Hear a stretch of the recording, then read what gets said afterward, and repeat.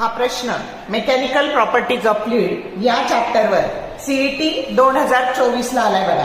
The viscous force between two liquid layers is option A radial, B normal to the liquid surface, C tangential to the liquid surface and D neither purely tangential not purely normal.